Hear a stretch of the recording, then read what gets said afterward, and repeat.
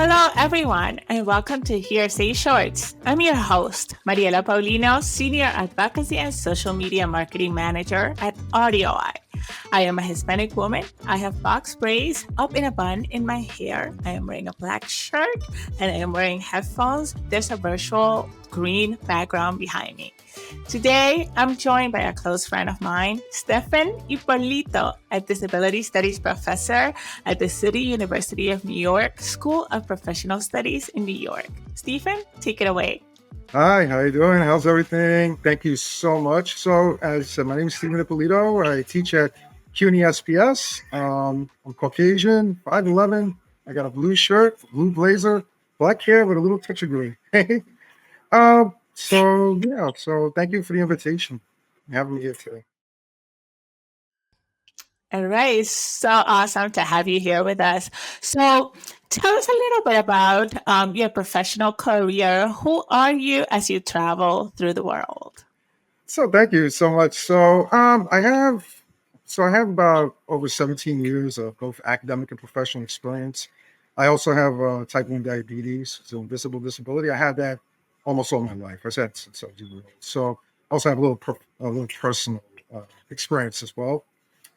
So basically, I teach at CUNY SPS. My PhD dissertation is on universal design of learning in ESL classrooms. So I got a little bit of extra research in there, and I implement a lot of the UDL functions and stuff within those parameters. I do a lot of traveling, a lot of advocacy for disability, and also advocacy for diabetes. I also work with the Alumni Engagement Council and helping mentor students, as well as other stuff I do on the outside, like volunteering at high schools to teach about disability empowerment, like Hero High School in the Bronx.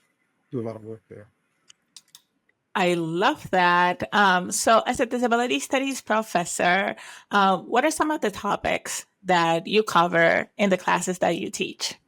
So, right now, I teach the intro courses and also the capstone courses. So I'm the first person they see, and sometimes the last person they see during an academic career, right? And disability studies, which I find awesome, right? So, and you see, during the intro session I think is very important because it establishes the base for where the students are going to learn all the other subjects. I had to teach it all in one shot, in one course, which is a lot full. So we do disability law, disability empowerment, disability history, disability rights movement. We also teach about intersectionality with disability because disability can affect anyone, anytime, anywhere. So we also teach about ableism and discrimination and how we can empower ourselves and advocate for ourselves, which I think is a very important tool moving forward in the education system or beyond. I love that. One of the things that you talked about is universal design. What is universal design? Sure. So in academia, right? So we have a principle called UDL. The UDL is Universal Design for Learning / Instruction, right? So it's been adapted over the many years to accommodate students not only with disabilities, but other pretenses, culture, language barriers, and so forth. So we have the means of representation, right? The means of delivering the material. We also have means of them representing the material, and also it's up to the professor to also deliver alternative formats of what's being learned. So in other words, not only do I give a lecture, someone might have a hearing impairment. I would have a PowerPoint available, fully, drawn out, tell you what the subject is about. We use transcription, especially particularly CUNY SPS, because we're the only college in New York State, actually, New York City, particularly, that has a disability studies course for both bachelor's and master's degrees. So we automatically implement UDL in the classroom teaching environment that's there. That is absolutely fascinating. And I remember having a conversation with you on how disability studies as a sector of learning is pretty new. Why? Why is that? Why is this such a new thing that's being taught at institutions like CUNY? So for me, I mean, when I went to CUNY, I was given the opportunity to both go to college.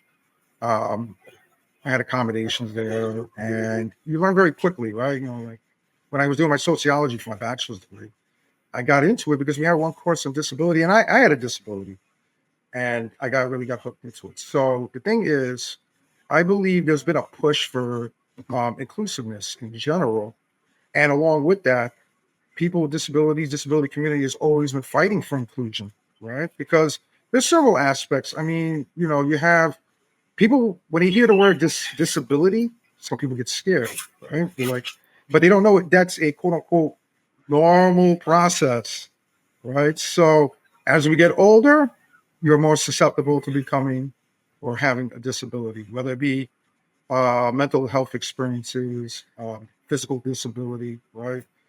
These things increase over time as you get older, particularly after the age of 45, 50, you're more prone to, you know, disability. So I find it amazing that people often, you know, ignore it or they don't want to be, you know, they don't want to have an affiliation with it. But I think more awareness has been coming out, and CUNY, I believe, is one of those colleges that have pushed the forefront of inclusivity and accessibility, in my opinion.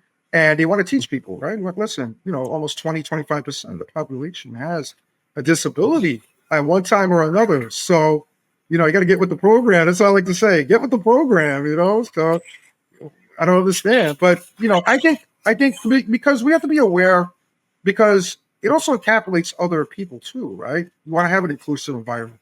You want something accessible, right? So when I go into the employment sector, what are my rights as a person with disability, right? And again, it's intersectional. People can become disabled, have a disability at any time. It's good to know your rights and to be empowered, you know, and it's good for you to self-advocate. That way, you know, you have the empowerment, you have the tools needed to engage and say, listen, that's not right what you're doing. Why are you blocking whatever A, B, C, D, F, G, causing a barrier for me to participate? Right. So I think it's very important. And I think now, because everything's been highlighted now and augmented to allow more accessibility and more inclusivity in the classrooms, that disability is now coming to motion and has been highlighted.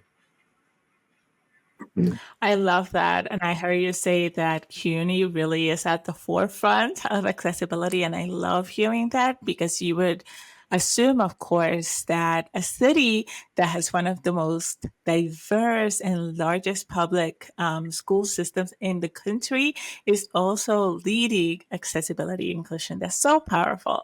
Um, so, with the world becoming a lot more digital, and the fact that you've been doing this for almost 2 decades, how have you seen advancements in technology impacting the lives of individuals with disabilities, both positively and give me the spicy ones, negatively? That's a good question. So, me being older with the gray hair, you know, I've seen technology progress. I mean, my first computer was a Commodore 64. Now, like, oh, okay. Back then, right? We had speech synthesizers. I don't know if anyone ever saw like talking teacher. I please input your but it was a speech synthesizer. A lot of people aren't aware that there was technology. Obviously, it wasn't advanced and it had to improve and evolve over time. Now, I believe technology has become a game changer. It is a big time game changer because now it's being used to accommodate students. We have scribe pens. We also have tablets that will translate, right? They'll translate speech into braille, like tactile function, like braille note, and other technologies that are there that actually provide accessible means in the classroom. You were saying, what are some negative? What's the negative stuff? Well, there's one. I think I discussed this with you a while back. Um, so in deaf culture, right? People with deaf disabilities, deaf communities, they have sign language and a culture in many respects, right? ASL is part of that culture. So a lot of people, you know, during my research, you know, I see AI trying to catch up. You're trying to do signing. There's some AIs I've seen in the mix of doing that. But it becomes, for me, technology should be a tool, but not a replacement for the human factor, right? So yes, okay, I agree, that's good, but don't now remove people who are doing sign language. That's part of a culture, right? So there should be a balance. Does it, you know, cause an issue or some type of, you know, divide or maybe some type of disadvantage or whatever. Not necessarily, but if you're going to replace it, that might be a problem, right? And a lot of people are worried about AI replacing professors, such as myself. So I kind of understand that, but AI is not at that front stage yet, and it should be used as a tool rather than a replacement. AI is not 100%, and it removes that human factor. The second one, of course, is accessibility to the technology. If I'm poor, I can't afford it, right? I've had these meetings all the time with students and faculty and also with different departments. How can we get, these devices? Well, we're kind of tapped out. Well, maybe go to a different department, see if we can run some type of computer or whatever. It doesn't have to be the most fanciest, most powerful computer on the planet. It's just good enough to allow certain things like transcription or whatever they need. Even a smartphone, right? Smartphone to do the same thing. I want to pause you there Sure. because you really have a unique perspective as an educator. So I'm really curious on what specific things can educators do to ensure that they are creating inclusive learning experiences and environments for their students. Excellent question. So I believe in training seminars. That's what I've done at the Disabilities Alliance Club International, where I do disability and diabetes awareness as well as being a diabetes counselor. So it's important that you implement training seminars, have people with disabilities participate in the training seminar, right? Hire people with disabilities in a training seminar that's based on learning, disability inclusion, accessibility, particularly disability studies, especially if you're in a college or school where, hey, listen, you want someone to relate to sometimes, right? And I I think that would be one of the pushes they should do in these environments. Also, implement, like I was saying, implementing universal design of learning features, which CUNY SPS does, but other places they can learn how to do that. They could use Ally. Ally helps out a lot in determining, what's available, what's accessible, providing different means of representation in the coursework. Again, that goes with the training, right? So we're not telling the professors, oh, you have to set this strict path of no, but take that into consideration, right? Take that into consideration when you're supplying the materials to your students, right? Or you're at a training seminar. We have people from all ages, all races, all creeds, disabilities, everything. Take that into consideration during your training seminar, right? Take the culture into consideration. Might be people of different languages, right? This is where UDL design comes in, different means of representation, expression, means of producing and delivering materials, right? Have people with disabilities come in, right? I think this is very important. Plus, you can ask, hey, how do people with disabilities in other countries, how is that perceived? You can learn a lot through this, and how we can lift those barriers up and allow full accessibility inclusion for everybody. People with disabilities, everybody. I think it'd be a great step ahead in helping address those gaps. One of the most powerful things that I've heard recently is that when you meet one person with a disability, you meet one person with a disability.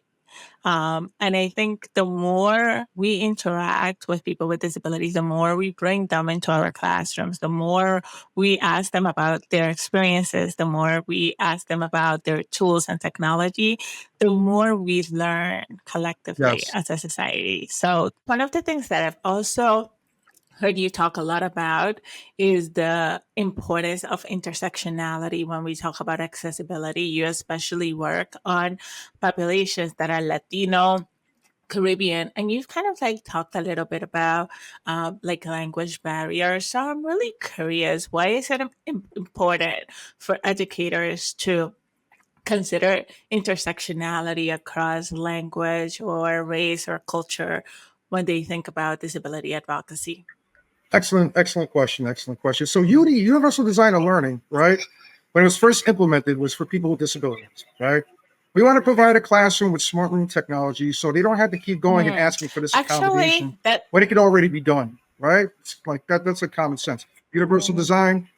Listen, we have this. I don't have to keep asking these people and then wait to get this accommodation when it's already there. So how can we expand this now?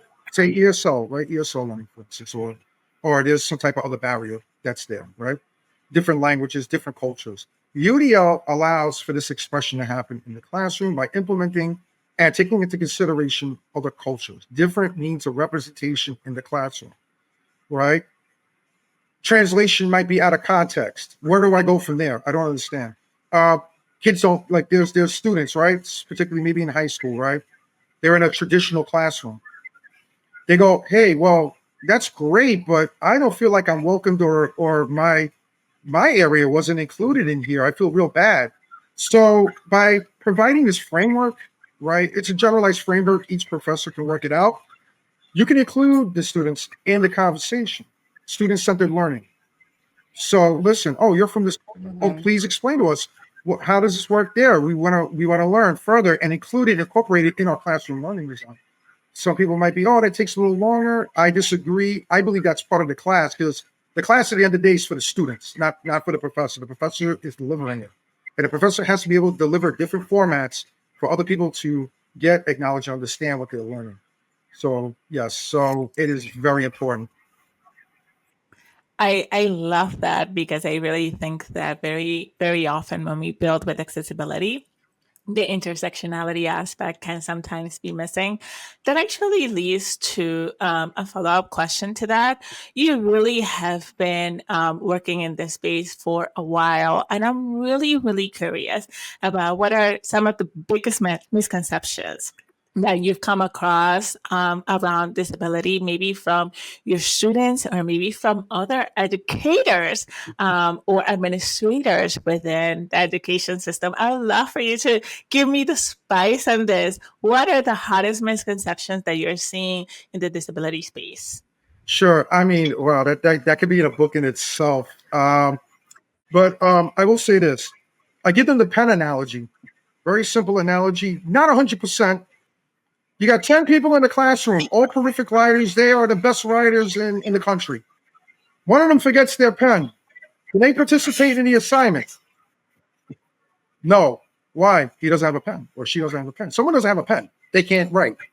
Okay, well, hey, Stephen bought a whole bunch of pens. Here you go. Ta-da! Problem solved. That's what accommodation does. That's what I try to explain to people, right? Another misconception.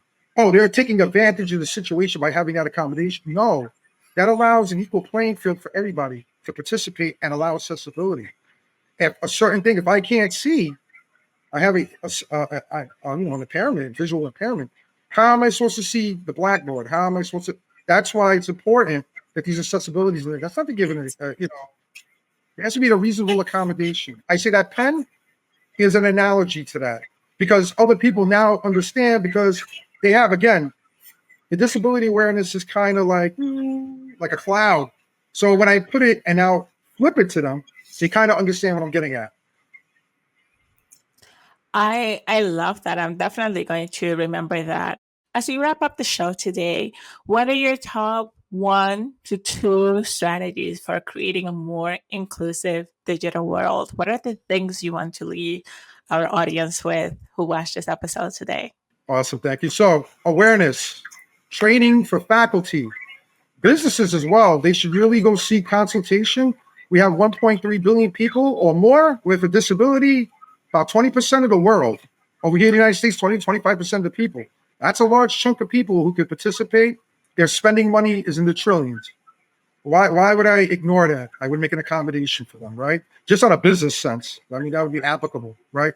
Again, immersive technologies, more development through AI. Perhaps I won't have to use Ally. Maybe they'll have something that will be automatic. It'll change everything. It'll have an OCR reader, right? I really believe in these things. I really believe in UDL. I believe that some of these implementation should be in the classroom to make a nice general design where people don't even have to ask for an accommodation. It's built in. I think, a little change, a little push for that. I think we'll have much better classrooms at the end. And I think that's it. I mean, awareness, justice, and advocacy, self-advocacy. Those are the 3 main goals. I love that. Thank you so much for your time with us today, Stephen. This was a phenomenal conversation. Thank you. With you too, Mariella. Anytime. You're the best. Thank you. All right. We'll talk later. Bye now. Take care. HearSay Shorts is produced by Sojin, Mike Barton, Mariella Paulino, Missy Jensen, and Max Ivey. Edited by Alex Dorrier. If you enjoyed this podcast and don't want to miss future episodes, subscribe to our YouTube channel. Thanks for joining us. We'll see you next time.